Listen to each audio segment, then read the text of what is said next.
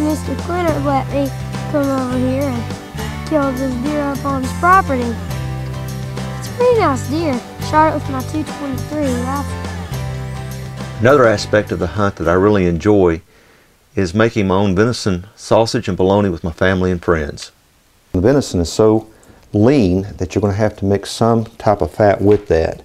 I like to use a couple packages of bacon, and I also like to use some beef. We've got 10 pounds of venison, we've got about 1.5 pounds of bacon, and we've got 1 pound of beef that's 80% lean and 20% fat. And we'll just throw it all in there, and we'll get ready to run it through the grinder and mix it all in with our cheeses. Get ready to make some deer bologna.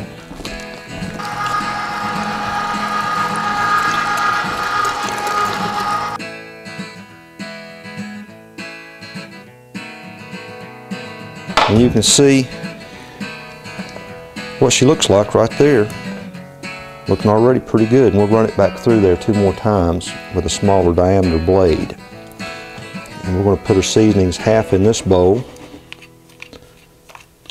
and half in this bowl. And then what we're going to do is we're just going to get our hands dirty and mix it up. Lana, would you get the water?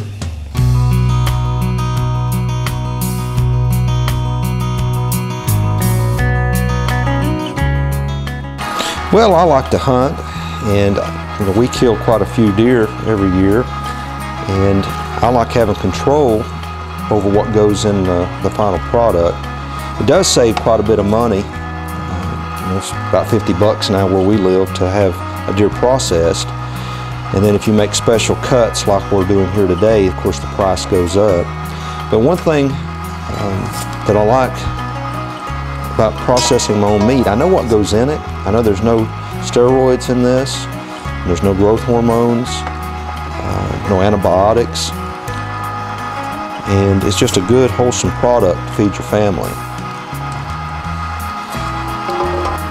The trophy is not just the animal that you put on the wall, but this is the trophy also, and this is something that I can use for many, many months after deer season's over.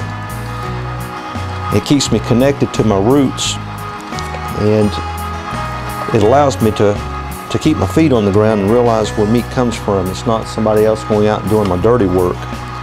And this is as much a trophy as the animal or the antlers that goes on the wall. Here's our 4mm blade. You can see how fine it comes out. It's really looking good.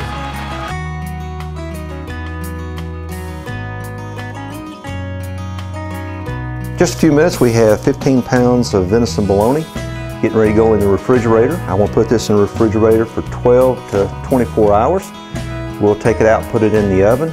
Leave the oven ajar just a little bit so that some of the moisture can come out of the oven.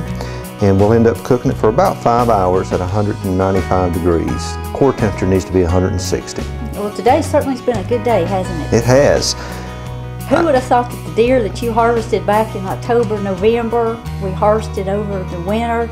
Now here it is spring of the year, we're preparing the meat, and I guess we're going to spend the summer eating it. And we still have quite a few in the freezer, so we just start taking it out a little bit by little bit, and we can space it out until the next hunting season.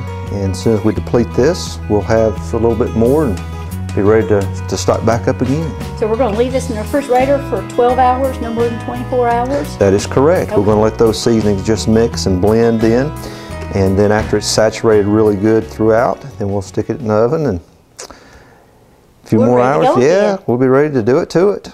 Well, I'll tell you what, let's put this in the refrigerator and let's go out and do some target shooting. Let's go. Okay.